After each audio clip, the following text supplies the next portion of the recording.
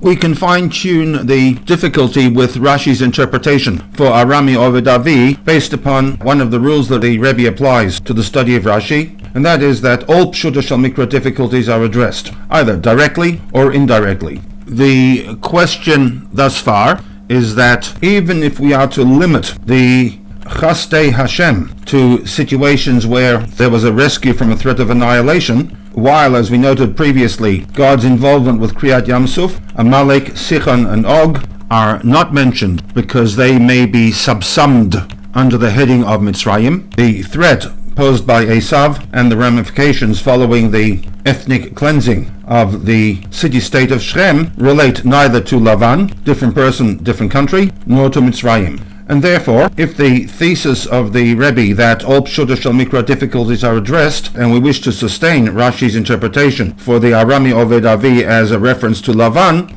the only option available to us is to conclude that there was no need to mention the situation of Esav and Shechem, because either the lack of their inclusion is so self-evident to one studying the Chumash text that Rashi felt there was no need to even raise the issue, or alternatively, the issue had been forewarned by Rashi in an earlier commentary.